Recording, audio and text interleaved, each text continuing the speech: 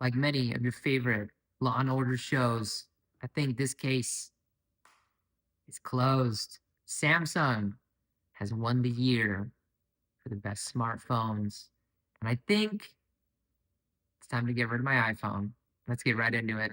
Okay, so that was a bit more dramatic than I intended it to be, but we're going to talk about why I think I'm switching to this Galaxy Z Fold 6 and why I think the iPhone has really become stagnant. This is the first year I have not got the newest iPhone on release day because it has been probably the most incremental jump forward in the last, I don't know, maybe 3 years, 4 years.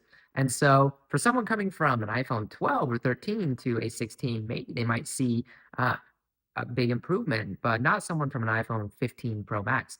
But we'll get into all of that at the end of the video. But first, we got to discuss what is the Galaxy Z Fold 6? Well, it is the sixth iteration of a folding phone. And Samsung was one of the pioneers of this with their first generation Galaxy Z Fold. And that thing had such a small screen on the front. The focus was really on the technology of a folding device at all.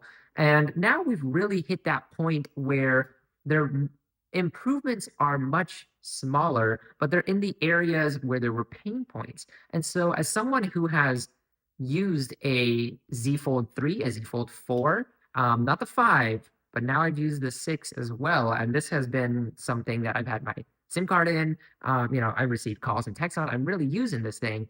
I have some thoughts about it. And let me tell you, this one is quite the improvement over the previous generations, especially if you're someone who used a second, third, or fourth generation Z Fold. And I love the pen support. But we're going to get into all of that in this review. So let's go get right into it. So first, let's talk about some specs. The Z Fold 6 has an interior screen size of 7.6 inches and an exterior screen size of 6.3 inches. And let me tell you, these screens look great. They're AMOLED screens, 120 hertz, refresh rate variable, of course, and they are so crisp. They are so vibrant. Of course, we know that Apple also sources their screens from Samsung, but of course, Samsung has a little bit of a bit of a better screen because they make their own screens. But generally, the panels are very similar. Now, getting into more of the specs, the CPU is a Snapdragon 8 Gen 3 chip. Which is, of course, one of the most powerful chips that you can get in a smartphone currently. Supports a lot of AI capabilities. The device also has 12 gigabytes of RAM running Android 14. And yes, this video is going out at the beginning of November, and it's still running Android 14. Samsung has pushed Android 15 into early 2025 so they can finish up the next version of One UI. This phone also comes in 256 gigabytes of storage, 512 or 1 terabyte. My device is actually the 1 terabyte option, and I'm going to get into why I have that and how I got that at the price that I did later on in the video. But to suffice, most people will not need a whole terabyte of storage in their smartphone, but we'll get into all of that later. Now, the main camera on this device is a 50 megapixel camera. It's a wide angle camera. It's very good. It also has a telephoto and an ultra wide camera. And if I have these specs correctly, we have a 10 megapixel telephoto and a 12 megapixel ultra wide. Now, of course, we know the new iPhone 16 Pro and Pro Max have two 48 megapixel cameras in their newest devices. So you are going to get some better resolution on that ultra wide in addition to the main camera. And of course, the new iPhone 16 Pro gets that 5x zoom, optical zoom on the regular size one and not only on the Pro Max. However, this one has a 3x zoom. And let me tell you, when we get to the camera section, I have some thoughts on that one because you'll be a little shocked from someone using a 5x zoom on a 15 Pro Max to this one. The results are interesting. And finally, this device weighs 239 grams, which is slightly lighter than last year, and it is IP48 rated. Yes, 48, which means it has some water resistance, but not a lot of dust resistance, which is something that's quite important with this phone, as you're going to see. Yeah, that's still one of those things that you gotta be worried about. So let's get right into it. I digress. We are now on a folding phone in 2024. It's absolutely wild that screens fold now, and iPhones still look the same as they did. So anyway, I'm a little salty, but let's talk about the software experience on here because it's actually quite good. From when I left Android to now, a lot has changed. Samsung used to be filled with bloatware, tons of apps you didn't need. The software looked cartoonish. It was filled with things that would just slow it down over time and just a lot of duplicate apps. And now I find it's pretty good. One UI is a large improvement. And it has features that a Pixel device doesn't have, such as the new Pixel 9 Pro Fold, horrible name, but beautiful device, which I was also considering. However, it did not have a lot of the features that this device has. Now, One UI, of course, it looks good. My background is a bit busy, but in any case, it functions really quickly. Animations are very fluid. Of course, with an 8 Gen 3, it should be, but this phone runs fantastically. I almost have had no issues in terms of software with this device. And there's some great features. The multitasking features when you unfold the device, also the ability to have totally different home screens between the outside and the interior of the device is fantastic. Something that you cannot do with the current Pixel Fold. And so in any case, the multitasking abilities are fantastic on this device. You're able to have a ton of apps next to each other. So I'm going to open up some apps and we're just gonna do that. But as I go through that, we're going to talk about some other features. Now, of course, this device does have pen support. You're able to take notes, and there's a lot of great integrations with the pen. The pen works super well in terms of there's good, the recognition of how much force you're putting. I use it with OneNote majority of the time, but Samsung has tried to include the ability to use it in their native Notes app for some more, functionality in that sense. And so let's see if we can just draw. So right now, I have Spotify, Google Maps, Settings, and the clock app here floating. And you can have all these apps running at once with a taskbar at the bottom, which is just absolutely incredible. I mean, it's just incredible. And as I close these apps, I know I'm trying to do this in one take because I'm not one to have a extremely complicated video here, but the software experience is great. I just want to point that out. In terms of everything working, it works. That was an issue I had when I was still on Android back in the day, is the software kind of was a bottleneck to using the device. Sometimes there would be rebooting, sometimes there would be slowness in the system. Everything is optimized quite well for this device. I will find at times when I'm on the main screen here that things are not optimized very well, such as when I try to use Spotify, at times these tiles up here will not populate correctly. And sometimes on other apps, just things are not meant maybe to be used on such a narrow and tall device. But I will mention that most of those occurrences happen when I go from the main screen and then close it and continue using the app on the outside screen, and it just doesn't translate well.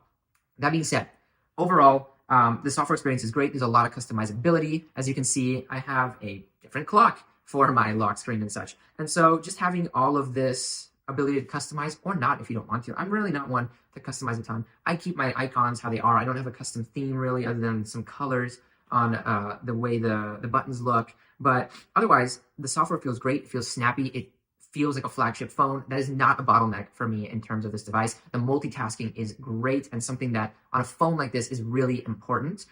You're able to really handle a lot in terms of really using that screen. And I have used Samsung DeX, which turns your phone into a desktop computer as long as you connect them a keyboard and mouse. But the phone also acts as a trackpad if you need it to.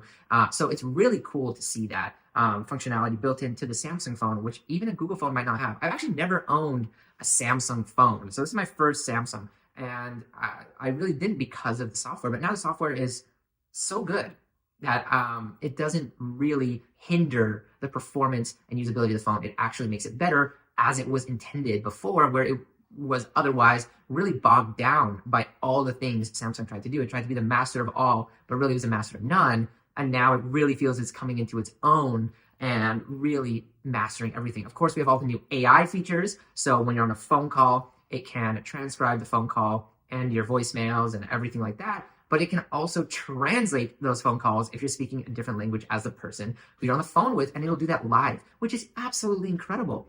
And there's some other AI features where you can add things to your pictures after the fact by just drawing them. Now, I'm horrible at anything artistic, and so me trying to draw something into my picture really doesn't end well, but I'll have some examples of that around this video. But in any case, it's incredible what you can do now with AI. There's a lot of AI features in this phone. There's translate features where you can have the phone sitting like this, and one person can be reading what's happening on the outside screen, and another person will be reading what's on the inside screen, so you can have a conversation across the table. So a lot of things like that really make this device more powerful than maybe previous versions, although a lot of them might get those AI features. But we've talked about the software at length. Let's talk about the build quality, because this thing is tough. All right, so as I talk about the build quality, let's actually go into the unboxing experience. So this device comes in quite a slim box, and once I get it open, you will see, yes, it is a 1 terabyte, and yes, it's actually unfolded. And I think that is the best way to leave the phone when it's not in your pocket. Let's say if it's sitting on a table or your night table, just keeping it unfolded, I think is gonna be better for that inside screen, because I have had issues with that inside screen actually peeling on the crease with the 3 and the 4, the Z Fold 3 and 4, where after really only a week, that middle part was actually coming off, that first layer of the screen protector. Now, of course, it comes with a USB-C to USB-C cable. It comes with a SIM ejector tool. And yes, you can still put an actual SIM card into this device. And it doesn't really come with a lot more than that. You're gonna have to be stuck with using your own power adapters and headphones and such. Now, that's the unboxing experience. Let's get into the build quality. So the build quality, I currently have it in the first party Samsung S Pen case. So unfortunately, the S Pen does not go into the phone. And I was just a little disappointed by that, because it's been, I think, 3 generations now that they've had the S Pen support and it doesn't go in. But it's much smaller now, so it just fits really easily on the back of the case instead of on the side where on previous generations it would be like right here. And so it just goes in here, and I really don't have any problems with it falling out. I've seen some people complain about that, but I don't know why, because it's totally fine. In any case, I like the blue. It matches the blue. I got the blue. It's my favorite color. If you've seen my unboxing and review of the iPhone 15 Pro Max, I got the blue. And this phone feels a lot more solid than previous generations. Previous generations I've used have felt like something very delicate that you have to be careful with. It felt like a prototype. If you feel a newer generation iPhone, you'll know what I mean in terms of it just feels really solid. It feels like a brick, essentially. You don't really worry that it's going to crack in half or something like an older iPhone 6S, for instance, or I mean a 6. But this phone is probably the first foldable where I feel like, it's tough. It's not something I worry about it breaking in half or something. And it's also the first one I've had where it actually has no gap when it's closed. It's actually fully flush. And so that's a big deal, because dust is not going to constantly get in between the screen, which would cause scratches and just cause some issues for you because of that, where that hinge is. Now, talking about the hinge is solid. I mean, this thing can hold itself at almost every position, and then when you get to the end, it snaps. And it snaps when you want to close it too, quite well. And so this hinge feels very solid, and it feels like something that's going to last a lot longer than maybe previous ones. And they've done a lot to keep dust out of the hinge, which, if you know, going back to when I mentioned IP48, water resistance, of course, having a foldable phone with water resistance already is amazing. It's not great water resistance, but it's good. And that's already a feat of its own. But the dust can be an issue, because if it gets in the hinge, it can destroy the hinge, and then you have a catastrophic failure with your phone. It doesn't fold right, and it might cause damage to the internals. So they have tried to eliminate the ability for dust to get in, but I always just feel like I have to rub the hinge just to make sure nothing gets inside of that hinge, or if you have lint in your pocket, things like that. That's always something that worries me about the dust. But otherwise, I think they've really solved that issue. And of course, we have super slim bezels on the inside, no more cutout for a camera. The camera is actually under the screen. You really don't see it at all on this wallpaper that I have. So it's just a fantastic screen. I mean, it's just jaw-dropping, and especially on the front where you also have a full screen with just the circle cut out for the camera. It looks fantastic. So in terms of build quality, this thing's great. It's got a fingerprint scanner on the power button, not under the screen like an ultrasonic one, but the speakers are fantastic as well. I love watching YouTube videos or watching movies on this thing. I will always reach for this over my iPhone to watch anything. I often will start reaching for this over my iPad Pro, just because the form factor is really great. The screen is fantastic, and the speakers are quite good. Feels like a candy bar, still feels chunky, but it feels solid. So that's how I feel about the build. Let's get to the cameras. Now, getting into the cameras, like I mentioned, it is a 50 megapixel main camera with a 12 megapixel ultra wide and a 10 megapixel telephoto. Now, the first thing I want to mention, we're actually not going to talk about the ultra wide first, because ultra wide is a great camera. It performs very well in bright and dark conditions. Really good flagship level camera. Now, this camera set is actually not flagship level, so to speak, because the Samsung Galaxy S24 Ultra has a better camera set. But in terms of the cameras, they're really good for still photos, especially with good lighting. The ultra wide goes down to a 0.6x instead of a 0.5 on almost every other phone that has a ultra wide. But in any case, the 0.6 camera, the ultra wide, is quite good at taking photos in good lit conditions. And now at night, it does struggle like many ultra wides do. And so that's kind of where it falls off. Now, in terms of that telephoto, this was the interesting thing I mentioned at the beginning of the video, because the iPhone has a 5x optical zoom on that telephoto, whereas this is a 3x. And let me tell you, when I take the identical photo with this phone versus the iPhone, this one, first off, can zoom in a lot further. But even zooming into, let's say, a 10x or a 15x, this one will often have the better photo. And that comes down to the software. So the software, I don't know how they do it. Maybe it's using some AI to do some generative fill, but everything looks much better. It looks like you were using an optical 5 or 7x instead of a 3x in a lot of cases. Of course, it's not perfect. It's not like you're right there, but it is better than the iPhone, which was very surprising to me. Now, moving to the inside cameras and the selfie camera on the main screen.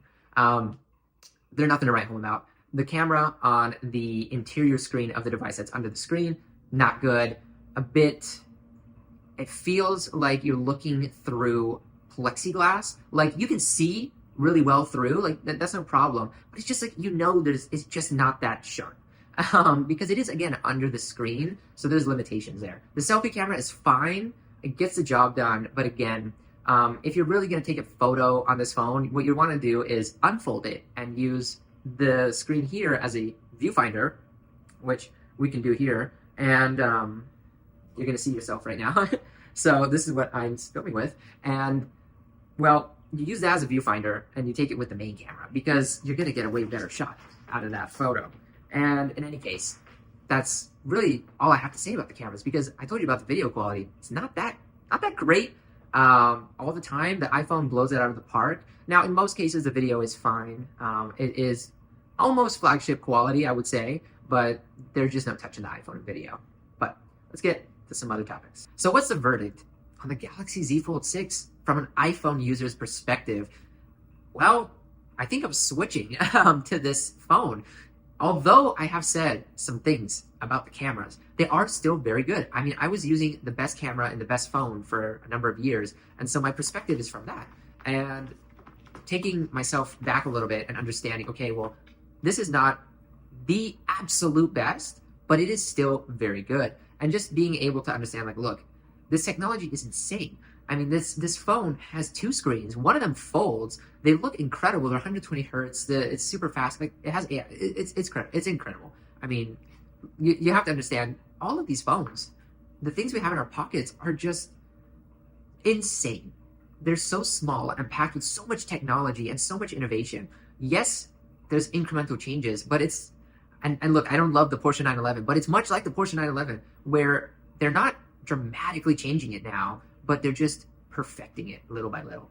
And that's where we're at with the Z Fold. Now, I do love the way the Pixel Fold 9 Pro Fold feels in the hand. It's beautiful. The OnePlus Fold. There's the new Tri-Fold, right, from Xiaomi. But right now, I think this is the most safe bet in the foldables. It is the most polished and the most reliable and the most durable of the foldables that are, hyper expensive. Now, How did I get this phone? Well, let me tell you, Samsung runs some great sales. I think right now you can get it for like $1,000 plus then you have a trade-in, so you're gonna get it for like way under that. And at the time that I got this thing, they were just giving the 1 terabyte for the price of the base model. So, and then that was before all the other discounts. So I ended up paying like around $1,000 for it, and that's how much a new iPhone 16 Pro costs. And so that's even before trading in my phone. I mean, it's crazy. The deals that they run are really good. So that's a big reason why I was able to get this, even though it's such an expensive phone. But let me know if I made the right decision. If this is a good choice. We'll see how it goes long term. So far, people are annoyed with me for text, but we have RCS now on iPhone, so it should be fine. But it's an awesome device. I really couldn't recommend it enough. I know the price tag is pretty steep, but if you can get a good deal and you're looking for a flagship phone, it's really good. Now, listen, I'm so close to 500 subscribers. If you could please like and subscribe and share this video. It's a longer one, but I really wanted to show a personal perspective on this device. I think a lot of people who review these ultra expensive phones are folks that are often switching between a lot of phones or don't really care that much. Like, this is not like their main device all the time. But like for someone who actually is gonna need to use this thing and rely on it, that's my perspective. I think it's really good, actually. And we're at the point where they're finally good and you can rely on it just being your phone, And so that's a fantastic point to be at. So let me know if you like this video. Again, like, subscribe. I'll catch you in the next one. I have some videos in the pipeline, but let's try to get to that 500 subscriber count. Thanks again for watching. I'll catch you in the next one.